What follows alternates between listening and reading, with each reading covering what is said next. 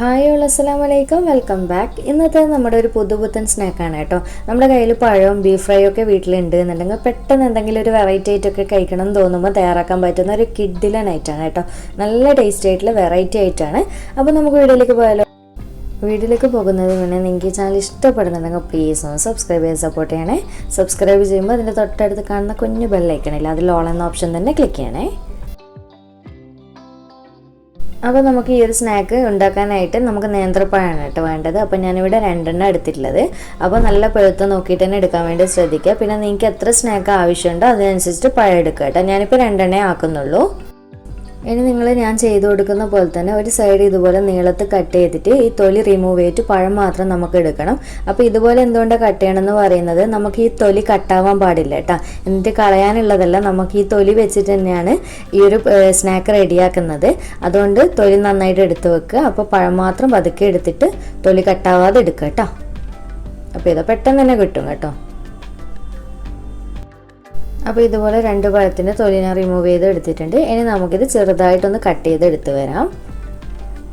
അപ്പോൾ ഇതുപോലെ കണ്ടില്ലേ, ഈ ഒരു രീതിക്കാണ് ഞാൻ കട്ട് ചെയ്തെടുത്തിട്ടുള്ളത്. 1നെ 4 കട്ട് ചെയ്തിട്ട് ചെറുതായിട്ട് കട്ട് ചെയ്തെടുത്തിട്ടുണ്ട്. ഇനി നമുക്ക് ഈ ഒരു പഴം ഒന്ന് വാട്ടിയെടുക്കാം.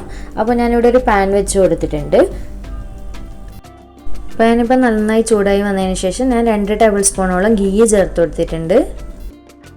ഗീ ഒക്കെ നന്നായിട്ട് മെൽറ്റായതിനു ശേഷം കുറച്ച് കാഷ്യൂ ഇതുപോലെ ചെറുതായിട്ട് കട്ട് ചെയ്തിട്ട് ചേർത്ത് കൊടുക്കുക. ഇത് കയ്യിലില്ല എന്നുണ്ടെങ്കിൽ സ്കിപ്പ് ചെയ്യട്ടെ. പക്ഷേ ചേർത്ത് കൊടുത്തതിന് ഇതിൽ നിന്ന് കടിക്കുന്ന സമയത്ത് നല്ല ടേസ്റ്റ് ആയിരിക്കും. എന്നിട്ട് നല്ലപോലെ തന്നെ ഒന്ന് റോസ്റ്റ് ചെയ്തെടുക്കുക, ചെറുതായിട്ടൊന്ന് കളറൊക്കെ മാറി വരുന്നവരെ. കാഷ്യൂ അത്യാവശ്യം കളർ മാറി വരുന്ന സമയത്ത് നമ്മൾ കട്ട് ചെയ്ത് വെച്ചിട്ടുള്ള പഴം ഉണ്ടല്ലോ അത് മുഴുവനായിട്ട് ഇട്ട് കൊടുക്കുക. എന്നിട്ട് പഴം ഒന്ന് നല്ലപോലെ സോഫ്റ്റൊക്കെ ആയി വരുന്നവരെ ഒന്ന് വാട്ടിയെടുക്കുക, ചെറുതായിട്ട് കളറൊക്കെ മാറി വരുന്നവരെ. ഇതുപോലെ ലോ ടു മീഡിയം ഫ്ലെയിമിൽ ഇട്ടിട്ട് വാട്ടിയെടുത്താൽ മതി കേട്ടോ. ഒരുപാട് സമയം വെന്തൊടയുന്നവരെ വെയിറ്റ് ചെയ്യൊന്നും വേണ്ട, കാരണം നമ്മൾ ഓൾറെഡി നല്ല പഴുത്തിട്ടുള്ള പഴമാണ്. അപ്പോൾ പെട്ടെന്ന് തന്നെ സോഫ്റ്റായിട്ട് കിട്ടും. അതുപോലെ തന്നെ മധുരമൊന്നും ഇടേണ്ട ആവശ്യമില്ല കേട്ടോ, കാരണം നമ്മളിത് ബീഫിൻ്റെ കൂടെ കഴിക്കുന്നത് കൊണ്ട് തന്നെ പഞ്ചസാര ഇടേണ്ട ആവശ്യമൊന്നുമില്ല. അപ്പോൾ ഇത്രയും മതി. ഇപ്പോൾ ഏതാണ്ട് കുറച്ച് കളറൊക്കെ മാറി വന്നിട്ടുണ്ട്. ഈ ഒരു രീതിക്ക് മതി കേട്ടോ. ഇനി നമുക്ക് ഫ്ലെയിം ഓഫ് ചെയ്തിട്ട് ഇതൊരു സൈഡിലേക്ക് മാറ്റി വെക്കാം. അപ്പോൾ നമുക്ക് ഈ ഒരു സ്നാക്കിലേക്ക് മെയിനായിട്ട് വേണ്ടുന്ന ഐറ്റമാണ് നേന്ത്രപ്പഴവും ബീഫും. അപ്പോൾ നേന്ത്രപ്പഴം ഞാൻ ഓൾറെഡി വാട്ടി വെച്ചിട്ടുണ്ട്. അപ്പോൾ ബീഫും ഞാനിവിടെ കുറച്ച് വരട്ടി എടുക്കുന്നുണ്ട്. അപ്പോൾ ഈ ഒരു ബീഫിൻ്റെ റെസിപ്പി ഞാൻ ഇതിൽ കാണിക്കുന്നില്ല കേട്ടോ, കാരണം എല്ലാവർക്കും അറിയുന്ന തന്നെയായിരിക്കും. നോർമൽ ബീഫ് ഫ്രൈ ചെയ്തെടുക്കുക, അല്ലെങ്കിൽ ഇതുപോലെ കുറച്ച് സവാളയൊക്കെ ഇട്ടിട്ട് വരട്ടി എടുക്കുക. നാടൻ രീതിക്ക് ചെയ്യുമ്പോൾ കുറച്ചുകൂടി ടേസ്റ്റ് കൂടും.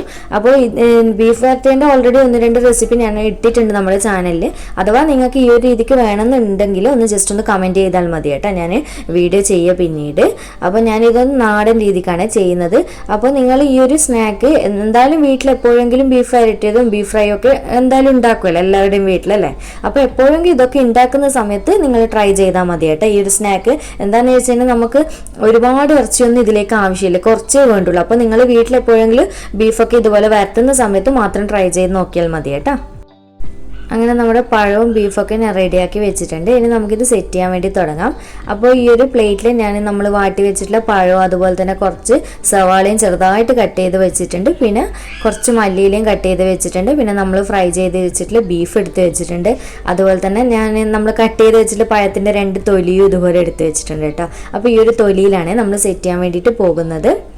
അപ്പോൾ ഞാൻ പറയാൻ വിട്ടുപോയതാണ്, ആദ്യം തന്നെ പഴം നന്നായിട്ട് കഴുകിയിട്ട് തുടച്ചിട്ട് എടുക്കണം കേട്ടോ ഈ ഒരു റെസിപ്പി ട്രൈ ചെയ്യുന്ന സമയത്ത്. അപ്പോൾ ആദ്യം തന്നെ ഈ തൊലിയിലേക്ക് നമ്മൾ വാട്ടി വെച്ചിട്ടുള്ള ആ ഒരു പഴവും കാഷ്യൂ ഒക്കെ ഉണ്ടല്ലോ, അത് നിങ്ങൾക്ക് എത്രയാണോ വേണ്ട അതിനനുസരിച്ചിട്ട് ഇട്ട് കൊടുക്കുക.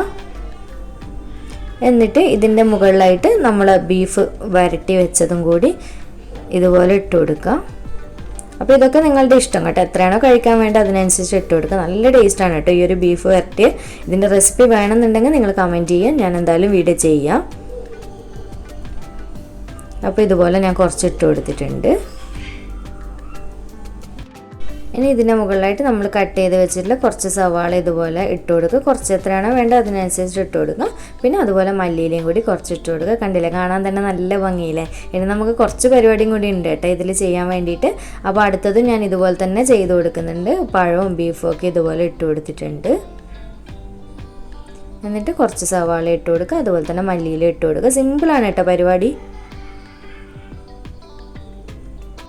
അപ്പോൾ ഇത് നമ്മുടെ 2 സ്നാക്കും ഫില്ല് ചെയ്ത് വെച്ചിട്ടുണ്ട്. ഇനി നമുക്ക് ഇതിലേക്കൊരു ചെറിയ പരിപാടിയും കൂടിയുണ്ട്. ജസ്റ്റ് ഒന്ന് സ്റ്റീം ചെയ്തിട്ട് നന്നായിട്ട് ദം ചെയ്തെടുക്കണം കേട്ടോ, എങ്കിലേ ആ ഒരു ഒറിജിനൽ ടേസ്റ്റിങ് വരുള്ളൂ. അപ്പോൾ നമുക്കിതെങ്ങനെ സ്റ്റീം ചെയ്യുന്നത് നോക്കാം.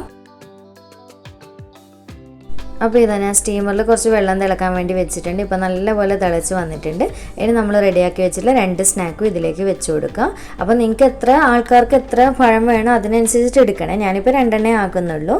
അപ്പോൾ ഇതുപോലെ വെച്ച് കൊടുത്തതിന് ശേഷം നമുക്ക് അടച്ച് വെച്ച് കൊടുക്കുക. എന്നിട്ടൊരു മീഡിയം ഫ്ലെയിമിലിട്ടിട്ട് 10 മിനിറ്റ് ഇതുപോലെ ദം ചെയ്യണം കേട്ടോ, സ്റ്റീം ചെയ്തിട്ട്.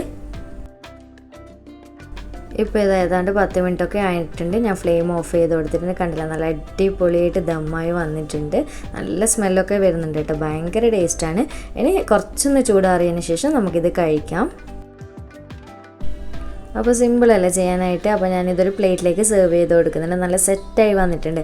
നിങ്ങൾക്ക് ഞാൻ പഴത്തിൻ്റെ തൊലി ഇട്ട് കൊടുക്കുമ്പോൾ തന്നെ മനസ്സിലാവുന്നുണ്ടാവും. കണ്ടില്ല, കട്ടായിട്ട് ഒന്നുമില്ല, നല്ല അടിപൊളിയായിട്ട് കെട്ടിയിട്ടുണ്ട്. അപ്പോൾ ഗസ്റ്റൊക്കെ വരുന്ന സമയത്ത് നമുക്ക് ഇടയ്ക്കൊരു ചേഞ്ചിന് വേണ്ടിയിട്ട് ഇതുപോലത്തെ വെറൈറ്റി ഐറ്റംസൊക്കെ തയ്യാറാക്കി കൊടുക്കുക കേട്ടോ.